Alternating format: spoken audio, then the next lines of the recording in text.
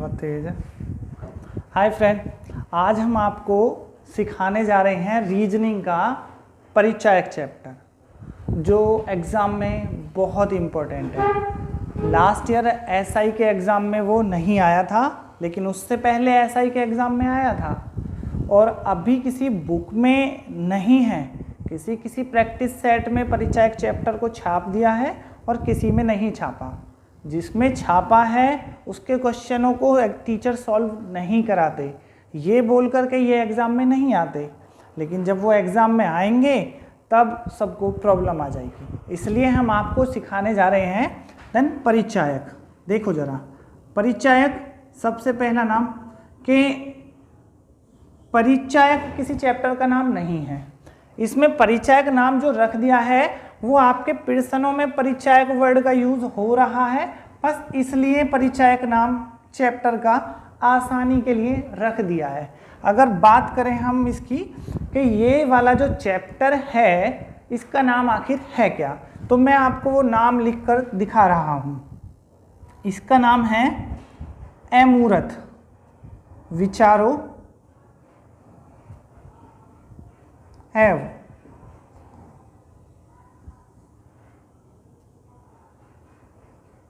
प्रतीकों तथा उनके संबंधों के बीच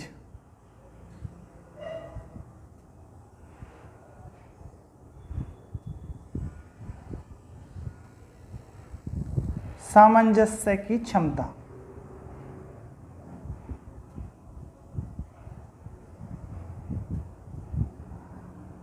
देखिए जरा, ये है इसका पूरा नाम। एग्जामिनर ना ही तो ये नाम लिखेगा और ना ही आपको बताने वाला, वो बस प्रश्नों में परिचयक होगा, उससे आपको पहचानना होगा। इस चैप्टर में ऐसा कुछ भी नहीं है जो ना समझ में आए। बहुत ही ज़्यादा आसान चैप्टर है। देखो, इसको कोशिश करते हैं और आपको एक ही क्वेश्चन से ये कंप्लीट हो जाएगा।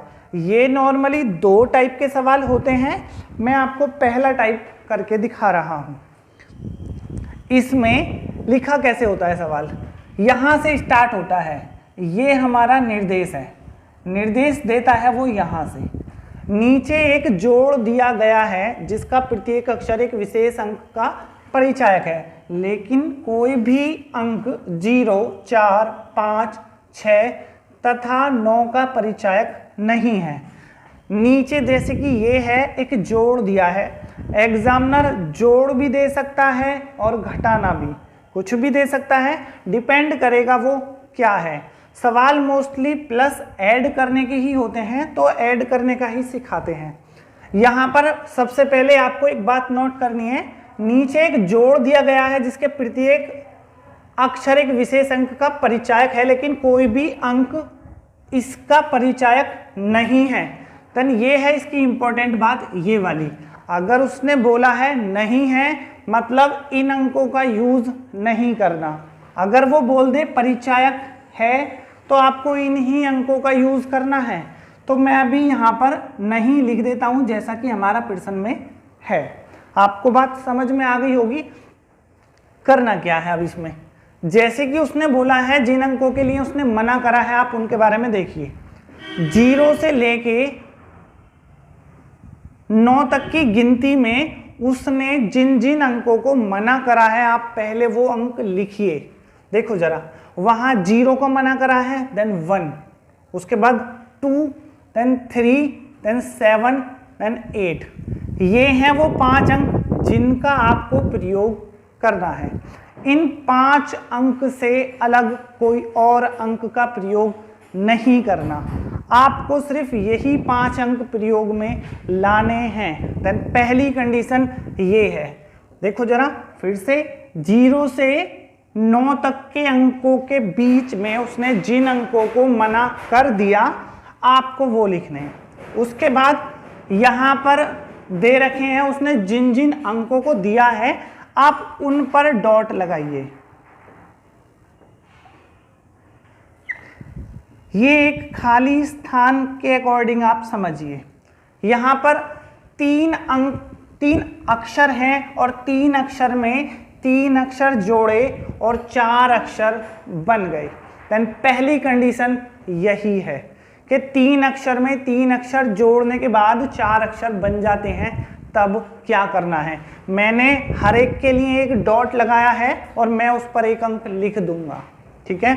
सबसे पहले एक एग्जाम्पल, एक उदाहरण है मेरी तरफ से ही। अगर आप अक्षर है, अक्षर को अंक के रूप में लिखना होगा।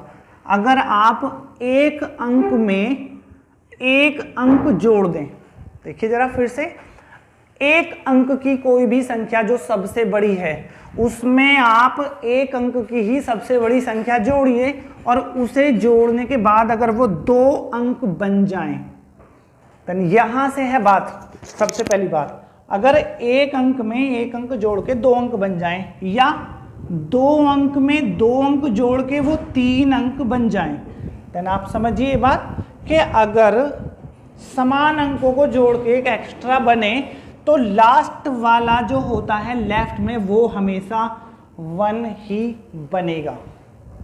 ओके, जैसे कि 2 अंक में 2 अंक जोड़े और वो 3 बने, देन लास्ट वाला यहां भी 1 बनेगा। बात क्लियर एकदम। मैं इसे मिटा देता हूं। अब बात आती है हमारी यहां पर 3 अक्षर में 3 अक्षर जोड़े और वो 4 अक्षर बने, तो जो सबसे लेफ्ट वाला है देन वो बनेगा 1। मतलब टी के लिए 1 का प्रयोग हो गया। देन हमारा इन 5 अंकों में से 1 का यूज हो गया, देन 1 हटा दीजिए। ओके, जहां जहां टी लिखा हुआ है आप वहां पर 1 लिख दीजिए। ये रहा 1 और एक 1 ये रहा, और टी, देन ये रहा 1। हमारा टी लिख गया। अब जरा सवाल देखिए, एग्जामिनर आपको सवाल पूरा कंप्लीट करने के बाद आंसर देने के लिए नहीं बोलेगा। वो हमेशा एक अक्षर पुट होने के बाद भी सवाल पूछ सकता है। जैसे कि अब आप अपने प्रश्नों पर आइए। उसने बोला है डबल टी किस अंक समूह का परिचायक है। देखो हमने टी के लिए यूज कर लिया, देन डबल 1 हमारा एक सवाल हो गया। आपको जरूरी नहीं है कि आप पूरा सॉल्व करें तभी आंसर दें। टाइम बचाना बहुत इंपॉर्टेंट होता है। आप एक सवाल करके आंसर दे दीजिए, उसके बाद हम आगे चलते हैं। अब हमें बाकी के अंक लिखने हैं। देखो जरा, अभी हमारा सवाल आता है यहाँ पर। यहाँ बोला है double T B J, T A B, मतलब हमारा टी के लिए 1 का प्रयोग किया जा चुका है। यहाँ डबल टी का मतलब डबल 1, पहले शुरू में डबल 1 आना चाहिए। डबल 1 यहाँ पर भी है और यहाँ पर भी, इसलिए ये दोनों कट गए। यहाँ के अकॉर्डिंग चलें तो टी आगे है, देन 1 आना चाहिए। 1 यहाँ भी है और यहाँ भी, देन ये दोनों भी कट गए। ओके, अब एक चीज और इम्पोर्टेंट है। देखो जरा, परिचायक चैप्टर परिचायक पर ही डिपेंड नहीं करेगा। एग्जाम बहुत बहुत ज़्यादा इंपॉर्टेंट होता है एग्जामिनर के लिए। देखो आजकल एग्जाम में सिर्फ 25 क्वेश्चन आ रहे हैं, लेकिन रीजनिंग के चैप्टर मोर देन 30 से भी ज़्यादा है। मतलब एक क्वेश्चन एक चैप्टर पर नहीं होता। इसलिए एग्जामिनर ने क्या बनाया है कि वो एक क्वेश्चन में 2-2, 3-3 मेथड का प्रयोग कराता है। उससे ये पता लग जाता है इस लड़के को ये चैप्टर आता है या नहीं। अगर उससे वो नहीं आता तो उसका वो क्वेश्चन छूट जाएगा। अब जैसे कि परिचायक, आप इसमें डायरेक्ट बीजे की वैल्यू रखोगे तो कंफ्यूज हो जाओगे। देन यहाँ पर आपको रीजनिंग का एक चैप्टर इधर इंपॉर्टेंट हो जाता है, जरा मैं उसकी बात कर देता हूँ। देन इनपुट आउटपुट की, ये है एक चैप्टर इनपुट आउटपुट। मोस्टली ये वाला चैप्टर बैंक वालों के लिए बहुत इंपॉर्टेंट है, लेकिन एग्जामिनर बैंक का एग्जाम नहीं दिलवा रहा है, लेकिन बैंक के एग्जाम से थोड़ा सा पोर्शन उसने उठा लिया है। ये इनपुट आउटपुट एक क्वेश्चन पे ही कंप्लीट कर देते हैं। मान के चलिए लिख देते हैं यहाँ पर good and bad, good and bad, और इसके लिए कोड है 1 2 3। उसके बाद अगर लिख देते हैं देन रेड इज गुड। देखो जरा, मतलब 3 4 5 करना क्या है। यहाँ पर आपको 2 लाइन दी, ज़्यादा भी हो सकती हैं। इन दो लाइनों में गुड यहाँ पर भी है और यहाँ पर भी, मतलब लेफ्ट में एक कॉमन है तो राइट में भी कुछ कॉमन होगा। देखो गुड यहाँ पर कॉमन है तो वहाँ पर 3 कॉमन है, ठीक है, मतलब गुड के लिए 3 कोड हो जाएगा। ये कंफ्यूजन एकदम क्लियर, अगर एक अक्षर कॉमन है तो 1, अगर 2 हैं तो 2। ओके, ये है हमारा इनपुट आउटपुट। बस इतना ही काफ़ी था, मैं इसे मिटाता हूँ और अब हम सवाल करते हैं आगे का। आगे के सवाल में धन एक इंपॉर्टेंट बात देखो जरा, अगर हम बात करें इन दोनों की, इन दोनों में देखिए जरा टी टी बी जे, यहाँ पर बी कॉमन है ये और बी कॉमन है ये, देन अभी हमने जो सिखाया था देन इनपुट आउटपुट रूल हमारा अप्लाई हो जाता है। यहाँ पर 1 2 तीसरे नंबर पे आ रहा है बी, तो इस बी के लिए जो कोड बनेगा वो तीसरा वाला बनेगा, 8 और 3, या तो 8 हो सकता है या 3।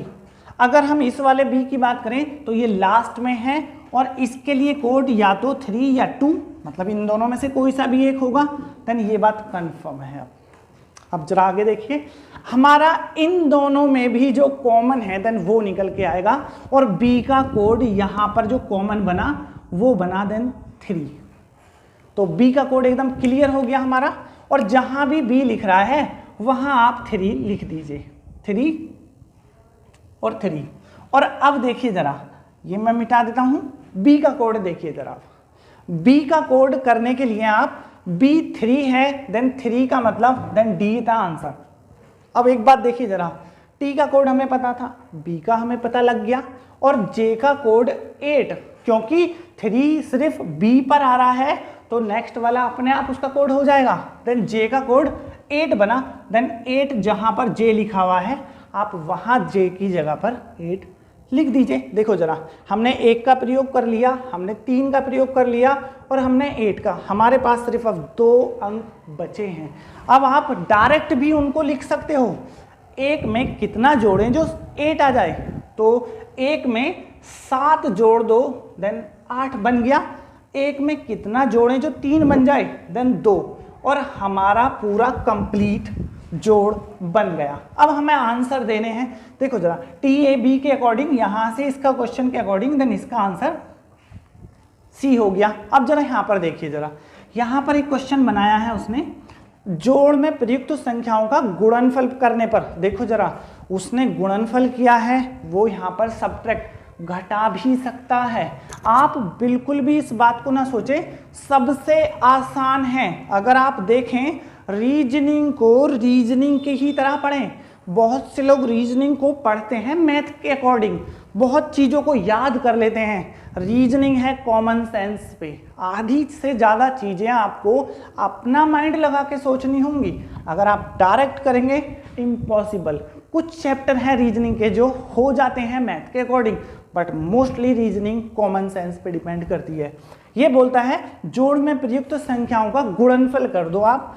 देखो ये है हमारी संख्या, अगर हम इसकी गुणा कर दें अब देन 187 और देन 321, अगर हम इसकी गुणा कर दें तो जरा 1 7 1 8 2 7 14, 1 2 1 2 और 1 3, 2 8 16, 3 7 21, 1 2 3 1 3 और 2 5 और 3 8 24। अगर हम अब इन्हें जोड़ें 7 5 8 3 11 और 1 12, 6 5 11 और 1 12। देखो जरा इंपॉर्टेंट, जोड़ में प्रयुक्त संख्याओं का गुणनफल करने पर सैकड़ा, ये रहा सैकड़ा, और देन हजार। देखो जरा देन इंपॉर्टेंट है, इकाई दहाई सैकड़ा मतलब और हजार, मतलब राइट से तीसरे और चौथा अक्षर क्या आ रहा है, 22 आ रहा है, और 22 का मतलब होता है ये रहा, हाँ 22 आंसर हो गया। अब एक और बात, इसने बोला परिचायक 1000 के अंकों के परिचायक लिखो, देन परिचायक, लेकिन वो परिचायक अक्षर भी बोल सकता है, तो यहां ऑप्शंस में वो AA भी लिख सकता है। ऐसा नहीं है कि आपको आपके अकॉर्डिंग ही आंसर मिले, आप जो नहीं सोचते हो वो भी वो पूछ सकता है। ओके, हाँ हमारा इसका लास्ट क्वेश्चन बनता है जोड़ में प्रयुक्त सबसे बड़े अंक का परिचायक। देखो जरा, जोड़ में प्रयुक्त यहां पर है, सबसे बड़ा अंक जो जोड़ में है वो 8 है, और 8 के लिए जो प्रयोग करा है देन वो जे करा है, देन ऑप्शंस जे। हमारा चैप्टर खत्म हो गया। ओके, ये चैप्टर का फर्स्ट पार्ट, ये हमारा पहला पार्ट है, देन पार्ट 1। एक बात और बता दें हम आपको, इसके क्वेश्चन बुक में नहीं है। अब आप सोचोगे कि ये क्वेश्चन करने के बाद ये तो हो गया, बट अब आगे कैसे करें? तो इस वीडियो के लास्ट में क्वेश्चन मैं ऐड कर दूंगा और उनके आंसर आप दीजिए। अगर उसके आंसर आप देते हैं तो ठीक, अगर वो आपसे नहीं होता तो मुझे कमेंट में बताइए कि ये क्वेश्चन आपसे नहीं हो रहा, तो मैं उसे नेक्स्ट वीडियो में सॉल्व करूंगा और इसका सेकंड पार्ट बनाऊंगा। ओके, बट आप कमेंट जरूर करें और वीडियो को शेयर करें। ठीक है, थैंक यू।